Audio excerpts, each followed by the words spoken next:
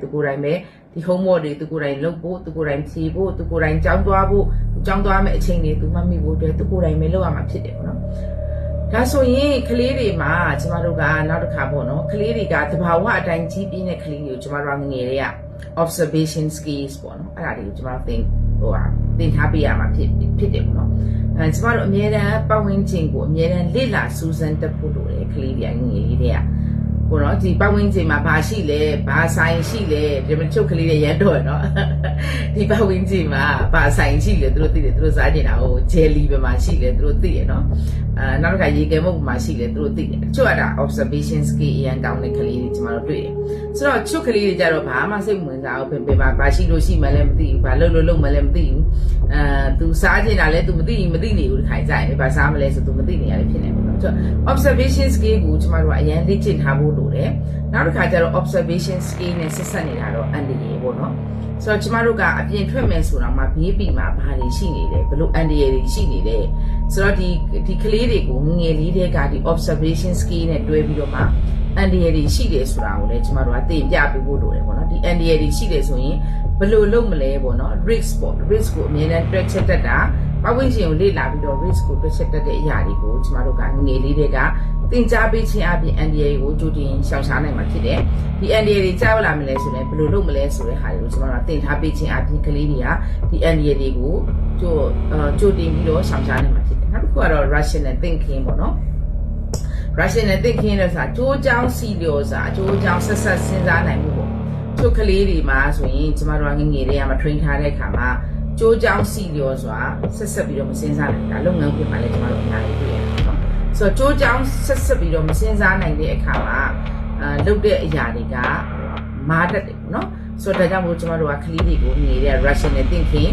ဘာလုပ်ရင်ဘာဖြစ်မလဲ cause and effect ပေါ့နော်ကိုအမားတစ်ခုလုပ်တယ်ဆိုအဲ့ဒီအမားရဲ့နောက်ဆက်တွဲပေါ့နော်ဆိုတော့ဘာတွေဖြစ်မလဲဆိုတာကိုကျွန်တော်တို့ကအများတန်းကလေးတွေကို rational thinking စဉ်းစားတတ်အောင် nature ထဲမှာကျွန်တော်တို့ကထပ်ပြီးတော့ train ထားရမှာဖြစ်တယ်နောက်တစ်ခုကျတော့ logic thinking ပေါ့နော်logic thinking ဆိုတော့ကျွန်တော်တို့ကခုနကလေးတွေကိုအရင်တွေးခိုင်းတာအရင်များသွားရင်လည်းကလေးချုပ်ကလေးရှိတာအရင်အတွေးလွန်သွားတာအဲ့လိုပြောချင်တာမဟုတ်ပါဘူး logic thinking ဆိုတာတစ်ခုနဲ့တစ်ခုချိတ်ဆက်ပြီးတော့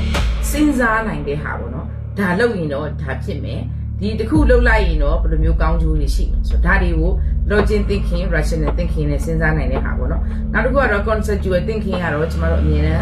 အရှိမှလည်းပြောပြီးသွားပြီဖြစ်တယ်အရေးရှိကိုမျှော်မှန်းတွေးပြီးတော့လုပ်နိုင်တာပေါ့နော်ဒါမျိုးတွေကိုပြင်လာနောက်က system thinking ပေါ့တစ်ခုနဲ့တစ်ခုချိတ်ဆက်စဉ်းစားနိုင်တာဖြစ်တယ်ဒါဆိုရင်ခုနကကျွန်မပြောသလိုပဲ domino effect လိုပဲတစ်ခုနဲ့တစ်ခုကချိတ်ဆက်နေတယ်ဆိုတာအမားတစ်ခုလုပ်တယ်ဆိုရင်အဲ့ဒီအမားမှာစင့်ကဲအမားတွေဖြစ်လာနိုင်တယ်ပေါ့နော်ဆိုတာကိုသူတို့ကဆက်ပြီးတော့စဉ်းစားနိုင်မှာဖြစ်ပါတယ်ပေါ့နော်နောက်တစ်ခါကျရင်ကျွန်မတို့အခုအများအားတွေ့နေရတဲ့အရာတစ်ခုပေါ့နော်ဒါလူတွေသိတော့မပြောကြဘူးကျွန်မတို့ဒီနေ့ပြောသွားမယ်ပေါ့နော်အဲ့ဒါတော့ hidden cost ပေါ့နော်hidden cost ဆိုတာခုနကကျွန်တော်တို့ကလေးတွေကို nature နဲ့ပေးမကြည့်ထားဘူးတဘာဝကြလက်တွေ့ကြပေးမစင်စားထားဘူးဆိုရင် hidden cost တွေအများကြီးရှိတယ်အဲ့ဒီ hidden cost တွေမှာကျွန်တော်တို့ကမမြင်ရတဲ့ hidden cost တွေကကုန်ကြစိတ်တွေပဲမဟုတ်ဘူးเนาะဒီကျွန်တော်တို့စိတ်ပူပန်မှုပေါ့ဒီကလေးကိုအမြဲတမ်းစိတ်ပူပန်နေရတယ်ကလေးကဘာဖြစ်နေမှန်းမသိဘူးပေါ့တခုလှုပ်လိုက်အမားတခုမားသွားပြီးဆိုရင်အဲ့ဒီအနောက်ဆက်တွဲမှာရှင်းရတဲ့အရာတွေပေါ့เนาะအဲ့ဒါမျိုးတွေကိုလည်းကျွန်တော်တို့ကဖြည့်ရှင်းရတယ်ဥပမာအပြင်ကျွန်တော်တို့ဒီမိသားစုမှာဆိုရင်ကလေးတယောက်ကသူကတအားကြီးပြောလို့မရဘူးပေါ့เนาะသူနည်းနည်းလေးဘယ်လိုခေါ်လဲလူတွေနဲ့အဝင်ခွင်ကြမဖြစ်နေဘူးပေါ့เนาะတခုခုဆိုရင်သူ့ကြောင့်တအိမ်လုံးကစိတ်ဆင်းရဲနေရတယ်ပေါ့နော်ဒါကလေ hidden ထဲမှာ hidden cost ထဲမှာပါတယ် hidden cost လို့ပြောလိုက်ရင်ကျွန်တော်တို့ငွေကြေးပဲမမြင်ပါနဲ့ဒီနောက်ဆက်တွဲပေါ့နော်ဒီစိုးရိမ်ပူပန်နေရတဲ့အရာတွေမဖြစ်အောင်ကလေးတွေကိုငငယ်တွေကကျွန်တော်တို့ပြုစုပြောထောင်တဲ့ခါမှာခုနကကျွန်မပြောတဲ့ rational thinking logical thinking နော် conceptual thinking တွေနဲ့ကျွန်မတို့ကအများအား train ထားဖို့လိုတယ်ပေါ့နော်နောက်တစ်ခါဒီပါပေါ့နော်ဒီခုနဆက်ပြီးတော့မှဒီ hidden ထဲမှာကျွန်တော်တို့နောက်တစ်ခုစဉ်းစားရမယ့်ဟာသူများဝန်တော့ဝန်ပိုးဖြစ်စေတဲ့ဟာပေါ့နော်ကျမတို့ကငငယ်တဲ့ကလေးတွေကို train ထားရမှာကဝန်တော့ဝန်ပိုးမဖြစ်စေနဲ့မဖြစ်စေဖို့တော့ပေါ့နော်ကိုမောင်ဓမတွေကိုမိဘတွေကိုတငယ်ချင်းတွေကိုဆွေမျိုးတွေကိုနဲ့သိတဲ့လူတွေအပေါ်မှာဘယ်တော့မှဝန်တော့ဝန်ပိုးမဖြစ်စေပဲနဲ့ကိုတိုင်းလုံနိုင်ကင်နိုင်တဲ့အ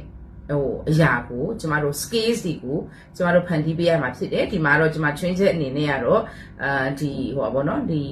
needs ပေါ့နော်ကလေးလိုအပ်ချက်ရှိတဲ့ကလေးတွေ ဘောနော် special needs ကလေးတွေအတွက်တော့ကျမအနေနဲ့ဒါ specialize အနေနဲ့တော့ချွင်းချက်အနေနဲ့ကျမမပြောနိုင်ပါဘူးเนาะဒါကတော့ဒီကလေးတွေကတော့ဒီပုံမှန်လှုပ်ဆောင်နိုင်တဲ့ကလေးတွေကိုပဲကျမအနေနဲ့ပြောချင်းဖြစ်ပါတယ်ဒါဆိုရင်တော့ကလေးတွေကကိုယ်တိုင်ဆုံးဖြတ်နိုင်တယ်